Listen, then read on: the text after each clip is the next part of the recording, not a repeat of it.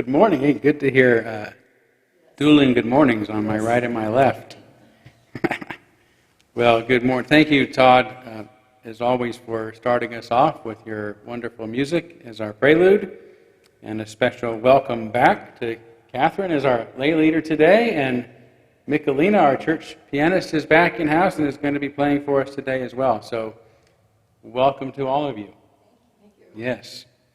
And welcome to all of you. Welcome to the Unitarian Universalist Church of Spokane's online service, live stream service, where we join together to create a nourishing liberal religious home and to champion justice, diversity, and environmental stewardship in our wider world. And as always, you're welcome to say it with me in short: to create community, find meaning, and work for justice.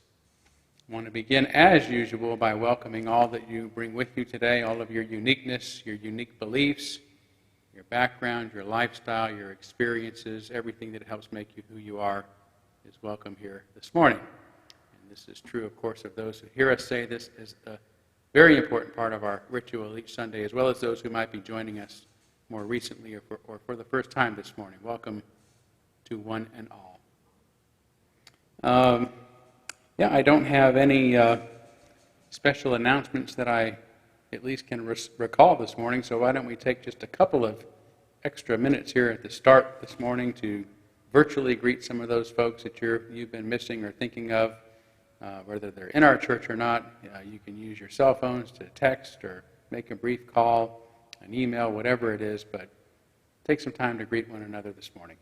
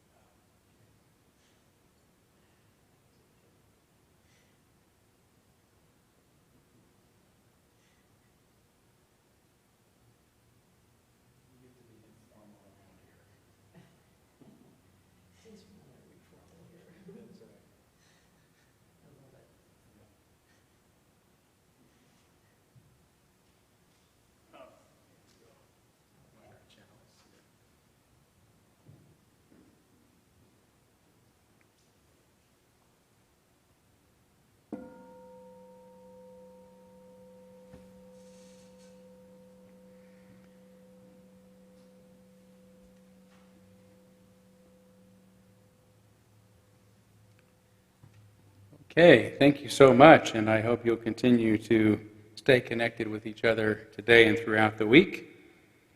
Let's continue with our service now by lighting our chalice, the symbol of our faith, the symbol of our unity and our solidarity, of our openness and inclusion, of our community and our individual uniqueness. May this small flame be our offering of warmth to those who are cold and alone, and a light to those in darkness. May it be a flame that ignites justice in our world and a beacon of hope to those in need. And may it reflect at least a spark of truth wherever truth has been lost and cast a healthy shadow of doubt wherever it's been found.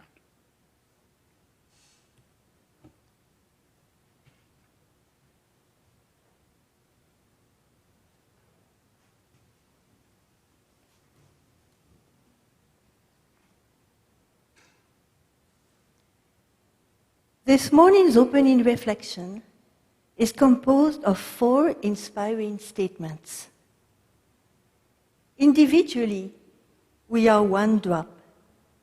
Together, we are an ocean. Ryunosuke Satoru. We are travelers on a cosmic journey, stardust swirling and dancing in the eddies and whirlpools of infinity. Life is eternal. We have stopped for a moment to encounter each other, to meet, to love, to share. This is a precious moment. It is a little parenthesis in eternity. Paulo Coelho. To thine own self be true. William Shakespeare. And finally, here is a test to find out whether your mission on earth is finished. If you are alive, it isn't. Richard Bach.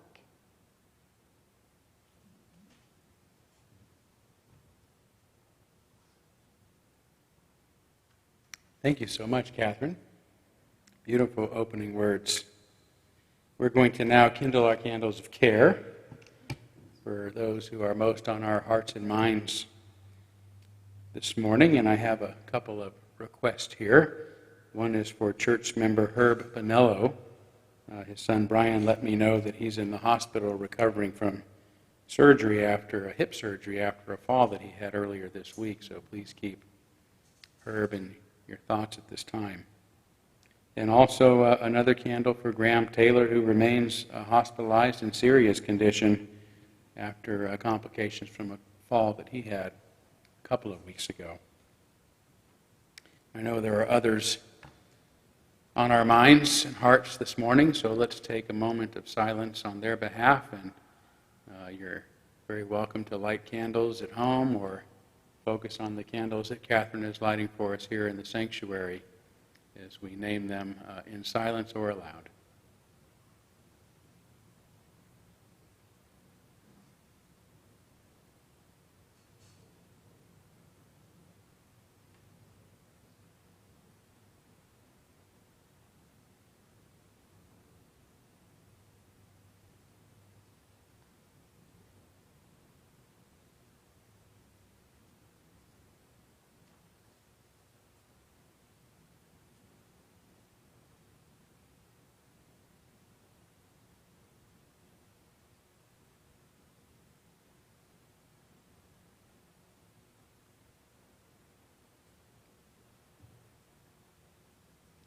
Those named aloud and those embraced in our silence, and all those who are suffering in our world at this hour, we hold in our community with compassion. We are now going to have our story for all ages. So gather round, and we will see who has come to help me out today. I tell you, it is really great to have so many friends who can help me with our story for all ages at this time. Because I'd be at a loss without them.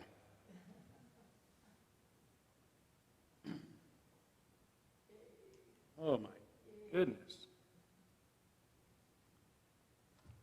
Well, look who has joined us today. One of my favorites, it's Mickey Mouse. Gee, it's great to see you.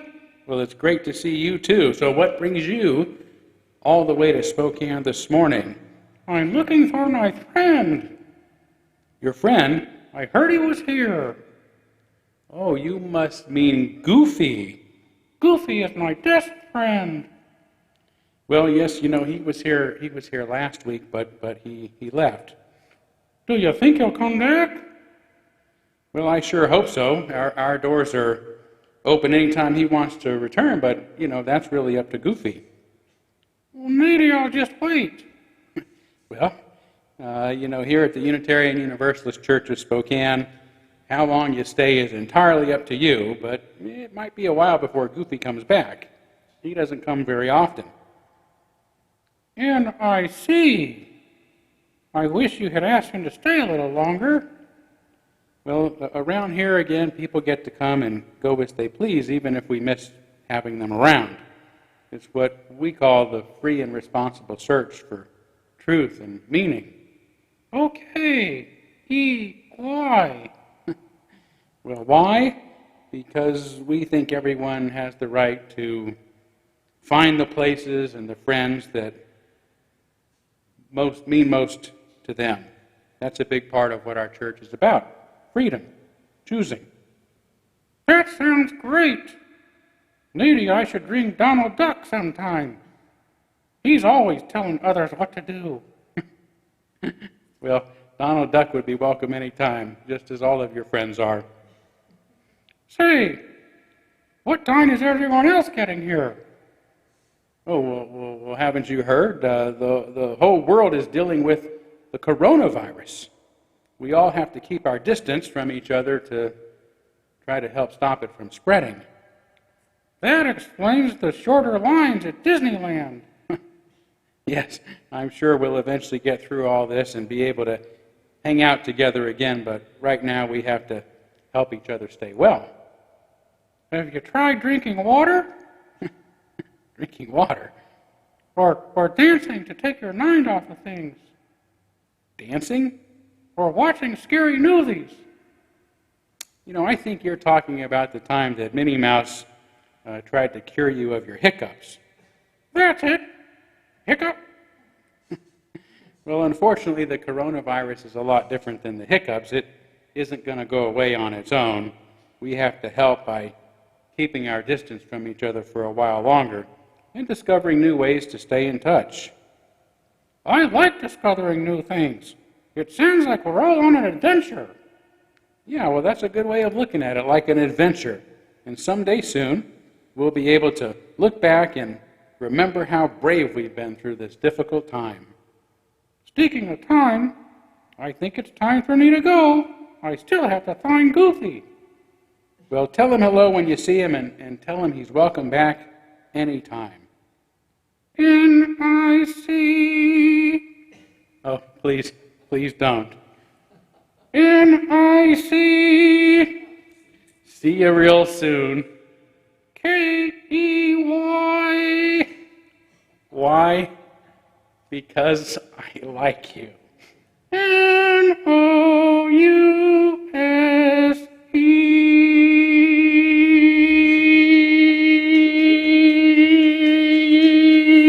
Thank you, Mickey. See you next time.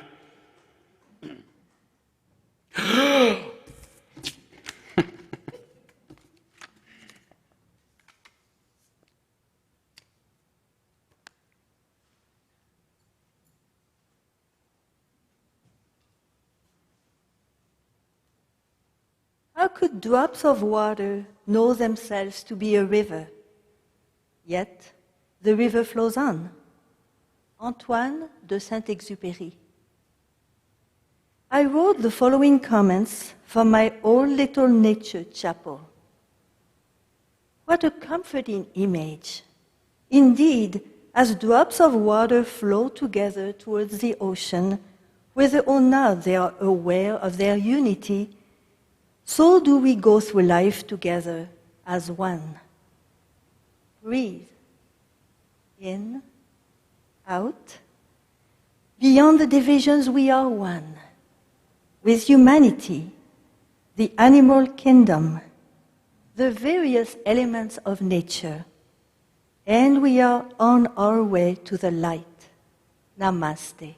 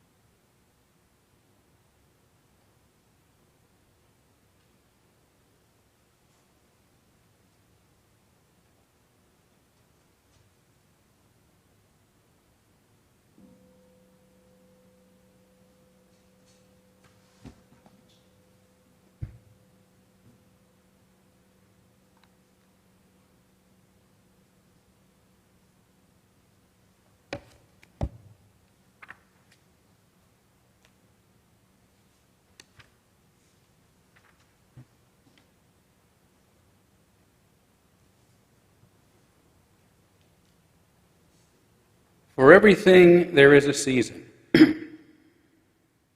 a time for every matter under heaven, a time to be born and a time to die, a time to plant and a time to pluck up what is planted, a time to kill and a time to heal, a time to break down and a time to build up, a time to weep and a time to laugh, a time to mourn and a time to dance, a time to throw away stones and a time to gather stones together,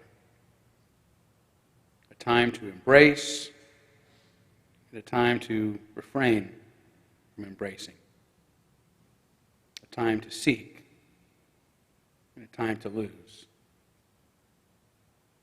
a time to keep and a time to let go,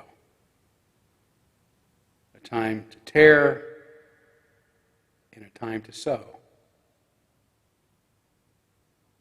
a time to keep silence and a time to speak, a time to love and a time to hate, a time for war and a time for peace.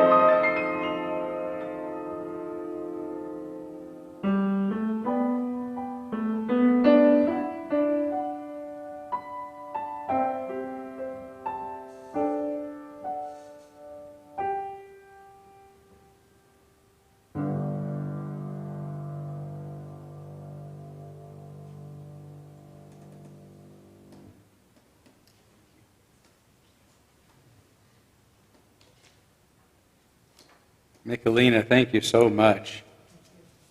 I can hear all the applause right now. Yes, coming through the camera.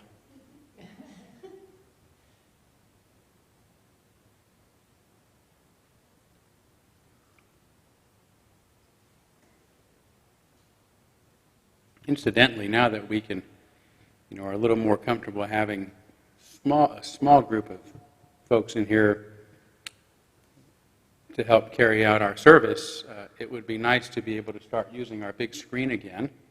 That's going to require at least 2 volunteers, one to help put that information together for Sundays, and somebody to actually run the slideshow here in the building during the service. So if that's something you're interested in, please let myself or our office know, and it would be wonderful to have that help. So thank you. Our church year goes from July to July, and what a challenging year it has been. In addition to spending the final months mostly isolated from each other because of COVID-19, internal conflict has persisted throughout. But this only makes us human, by which I mean no slight to humanity. Ours is a species that struggles to be more than what we are, to transcend our weaknesses and to achieve our highest aspirations. When we fail, we often feel ashamed, but we can't achieve our aspirations if we don't often fail. Failure is nothing to be ashamed of, so long as we get back on the proverbial horse and keep trying. Then failure is just called practice. That's why I said it's been a challenging year and not a troubling year. The difference is also one of attitude and mindset. If we are supposed to meet our highest aspirations without fail, then we are in trouble. But we're always growing, transcending, becoming, and it's worthy of our effort. And we often struggle and fail in this challenge, which does not make us unworthy. If we don't fail ourselves, and if we don't fail each other from time to time, well, there's no sense even finishing that sentence, because perfection is inhuman, which makes it impossible for us to begin with.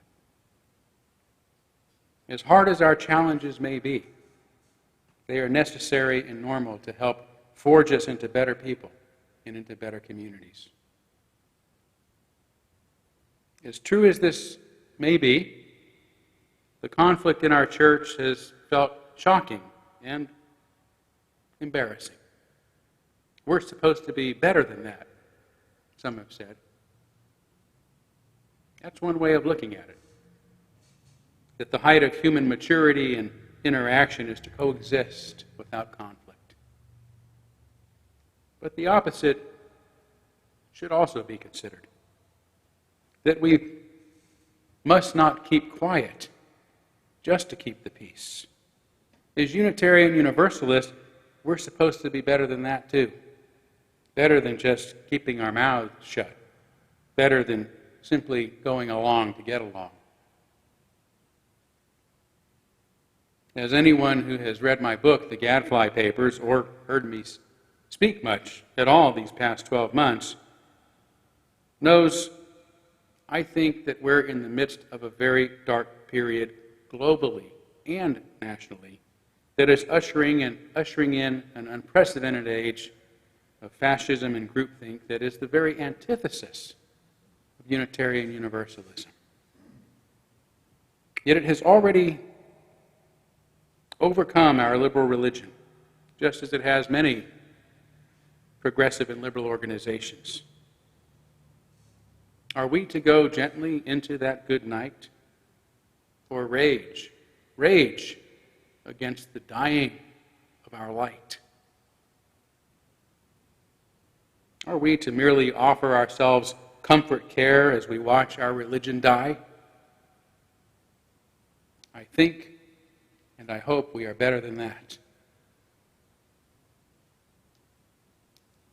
The turmoil that has manifested in our congregation, which I suspect had been festering far longer than most of us realize, is part of a global conflict that has been crystallizing for the past 35 years, beginning in the 1980s, taking increasing hold in academia since the late 1990s, and has since spread into other progressive organizations, including the Unitarian Universalist Association.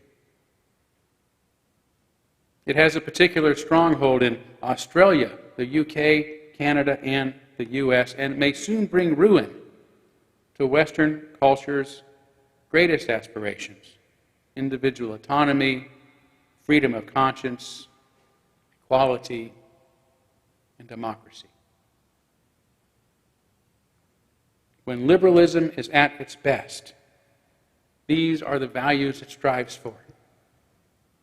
When it becomes extreme, however, it results in authoritarian systems like those begun by liberal revolutionaries in countries like Russia, China, Cuba, and Venezuela.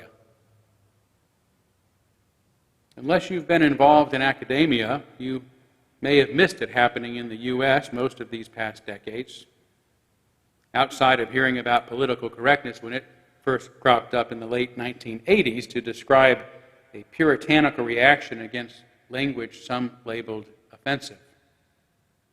Political satirist Bill Maher made his fame in response. His popular TV show, Politically Incorrect, lasted from 1993 to 2002.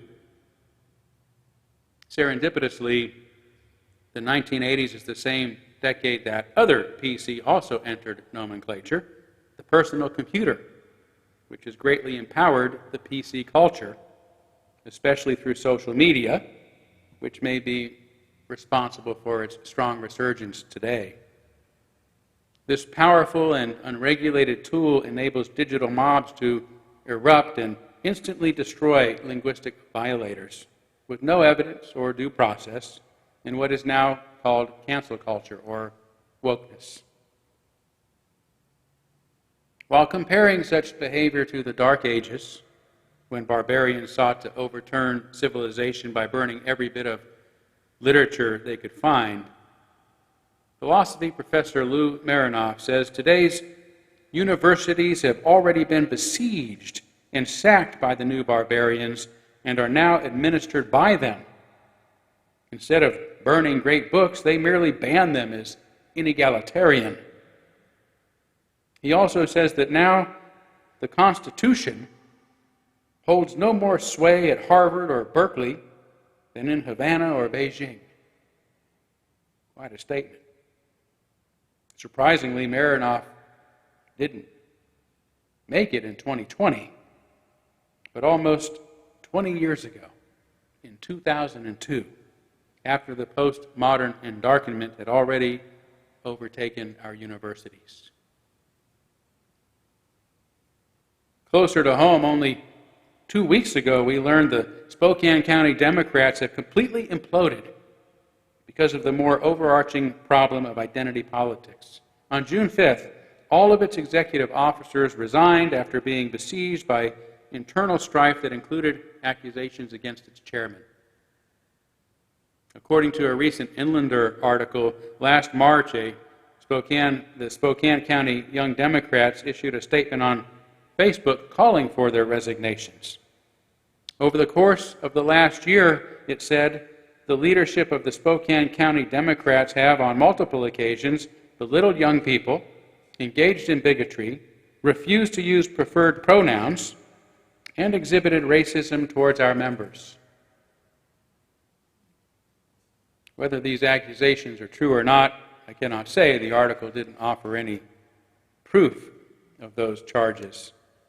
What I do know is that they are similar to the accusations lodged against me in the aftermath of my book, which are entirely unfounded. Although they come right out of the identity politics playbook that has become so effective in silencing those that some disagree with.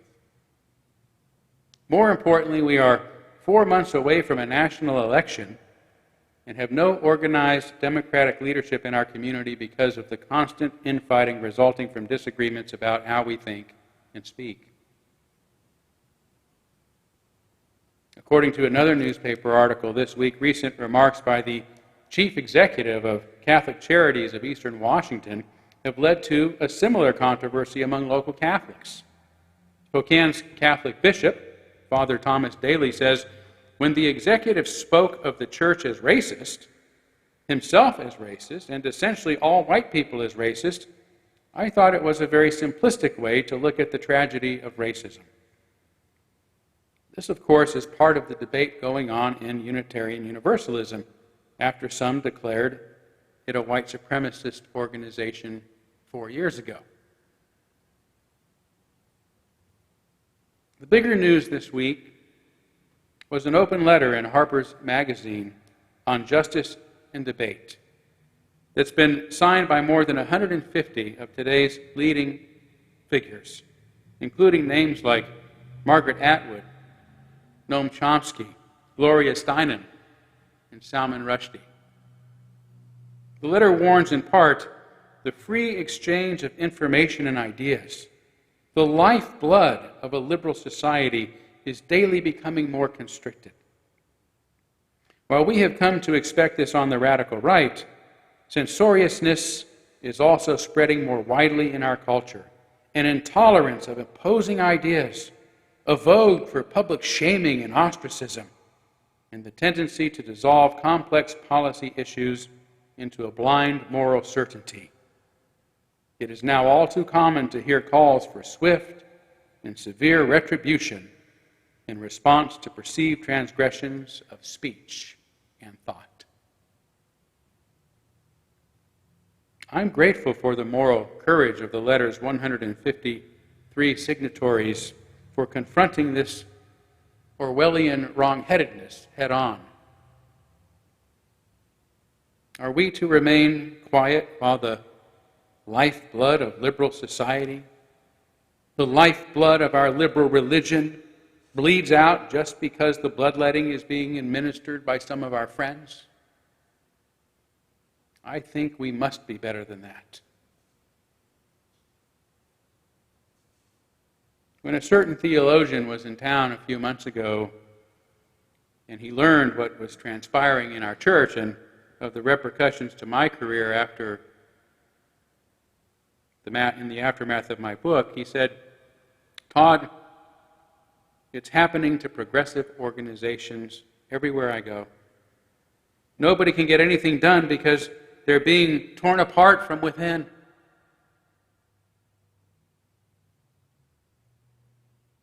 So there's nothing inherently wrong with us or special about what we're going through. We are caught up in a culture war that has been quietly welling up for the better part of 4 decades. Yet our future as a congregation will depend upon our response to the ideological plague that is now upon us.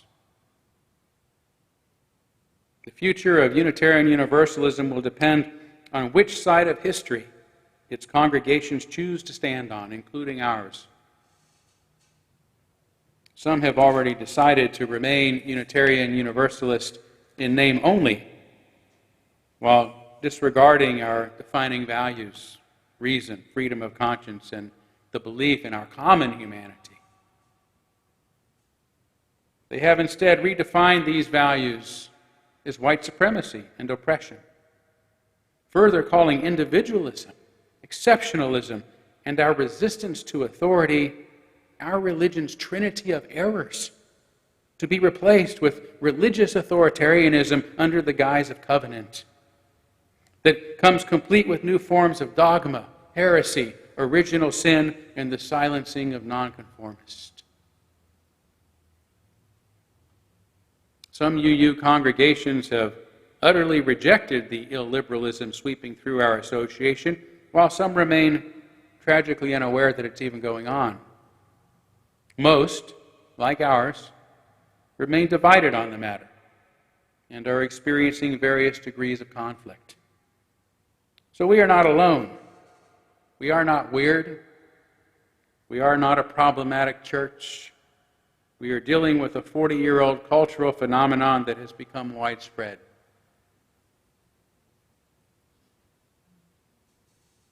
How are we going to get through it without tearing ourselves apart?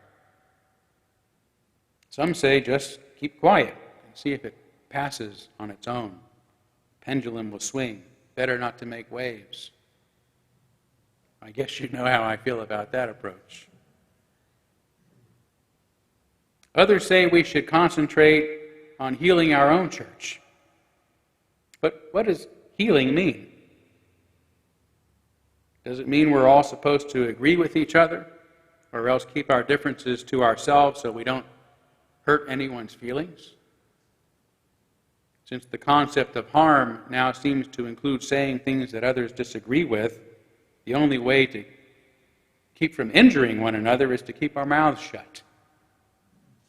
And I guess you know what I think about that too. Rather than healing, I prefer the word recovery. I think we need to recover. Not only from the shock, embarrassment, and disappointment of the past year, but from the past 40. Some of you have heard me emphasize that I am not Jesus Christ, by which I mean I don't have the power to heal anybody. Nor am I Superman, by which I mean bullets don't bounce off my chest. Like anyone, I hurt, and I am hurting. During the past months, the religion I have devoted 32 years of my life to has banned me, publicly condemned and censured me, conspired with our church leaders to get rid of me, and formally excommunicated me last month. Hundreds of my colleagues, before ever even reading my book, denounced me as a racist, homophobic, transphobic, ableist, classist, without offering a shred of evidence. And worst of all, some in our own congregation whom I have known and loved have treated me with disdain and disregard. It's been painful, and I need to recover, just as I imagine many of you do. But we also need to recover our senses. As Unitarian Universalists, and remember, our religion is practically defined by our ability to lovingly disagree and flourish unscathed by our differences. We need to recover our respect for one another by remembering Unitarian Universalists don't demonize, dehumanize, and dangerize the people that we disagree with. We need to recover our history and values as Unitarian Universalists by recalling the humanistic theology that we're founded upon and its commitment to human agency and human freedom no matter what our beliefs. We need to recover our love for one another, which is not a verb, but a noun, a behavior, not a sentiment. That requires us to seek the well-being of everyone, friend or foe.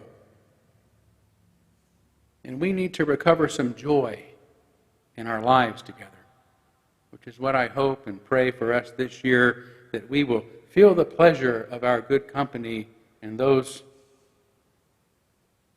among us feel the joy of a welcoming home, where even dissenters,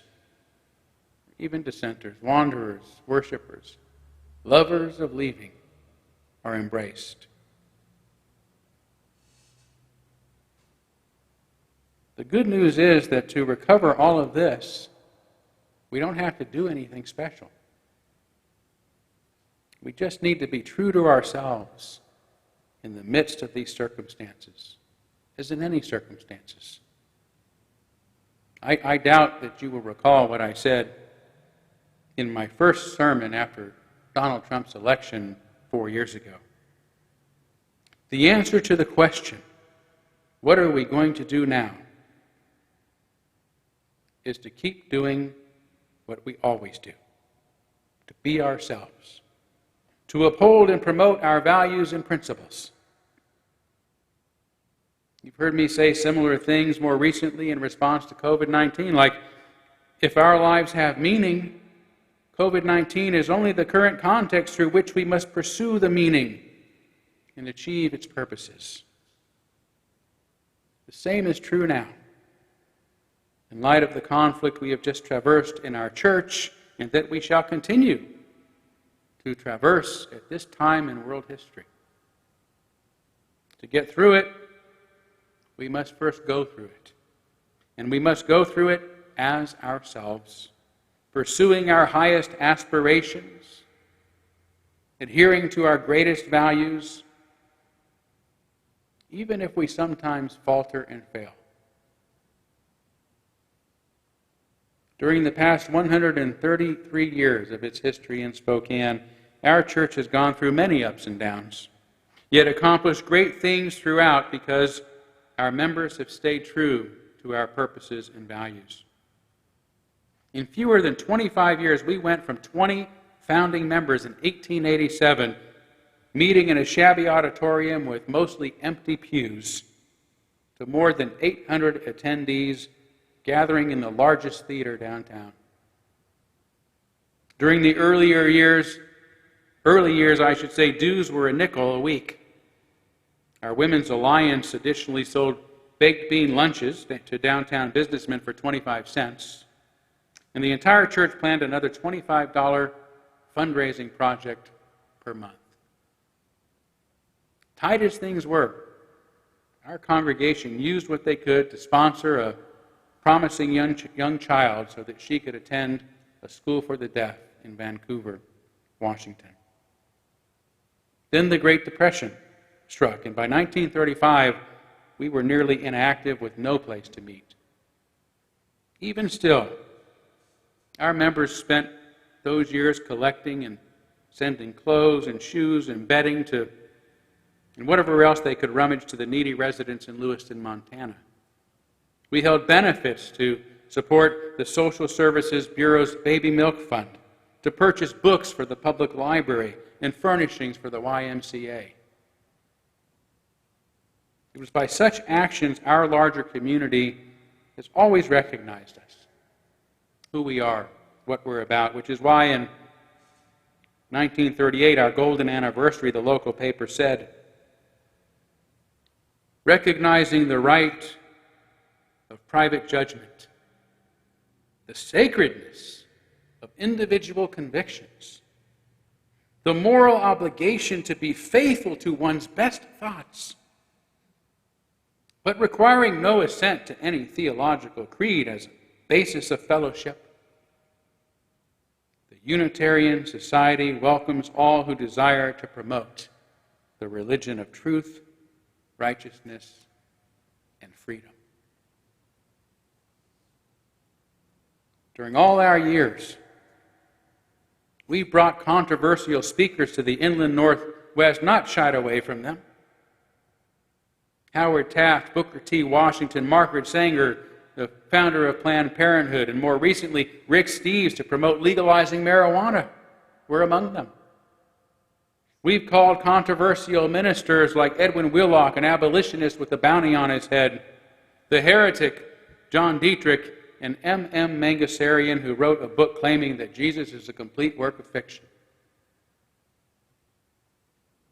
Over the years, no matter our circumstances, our ministers and members did what Unitarians do, being among the first to protest the Vietnam War, to establish a Planned Parenthood office in Spokane, the Spokane chapter of the ACLU, the Fair Housing Center, and the Human Relations Council.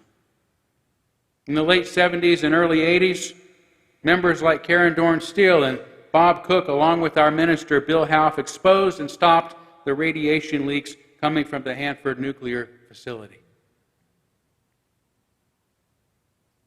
More recently, our efforts were of primary importance, getting marriage equality passed in our state, which began to cascade throughout the nation, as well as marijuana legislation which has put a huge dent in the racist drug war.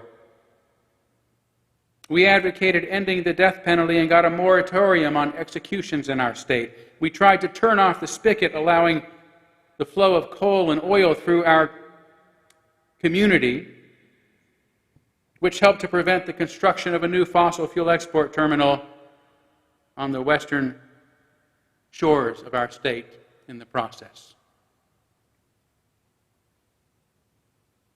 These are just the big things I can think of off the top of my head. When I think of all the other things we continue to be involved in and have been involved in for the past year, as individuals and as a congregation, we have nothing to be embarrassed about. We helped our neighbors at New Hope Baptist Church move out of the pool hall that they had been meeting at and outgrown for years into what Reverend Happy Watkins calls a real church building. Among the thousands of dollars we raise and give away to worthy causes and organizations every year, we recently raised more than $4,500 to give to our neighbors at Morning Star Baptist Church to help them with the costly plumbing repairs, and thousands more to help the children at the Vanessa Behan Center.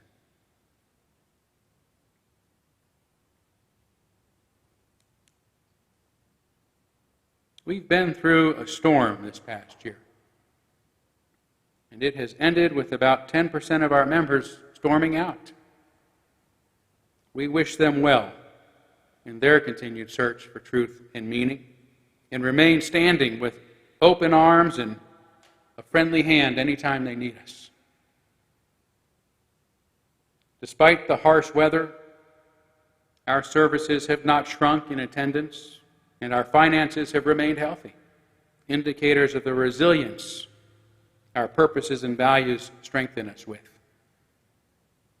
And we have a new board, elected by an overwhelming number of our members, that is committed to work toward our recovery, mostly by assuring that we do things the way we are supposed to, democratically, transparently, and compassionately, while abiding by our bylaws and norms, and most importantly, according to our liberal religious values.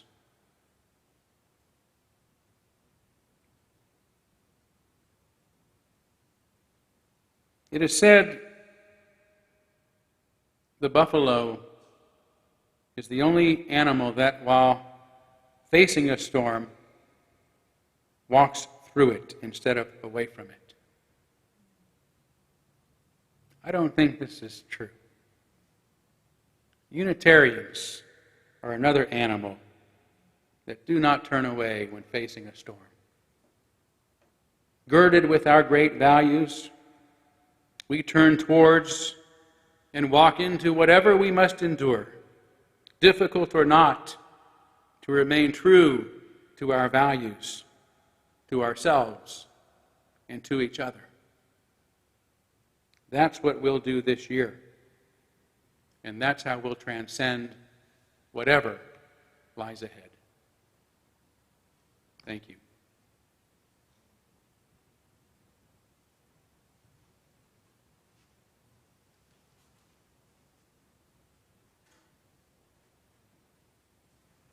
The world is full of magic scenes, patiently waiting for our senses to grow sharper. William Butler Yeats. May each one of us strive to achieve some level of peace in a shaken world. Together, let us keep our progress towards the light, continuing to discover and share what is most sacred to ourselves in a spirit of respect and kindness. Beyond our differences, we are one in a marvelous universe, which we must protect with passion, but also with love. Namaste. Amen. Blessed be. Salam alaikum and shalom.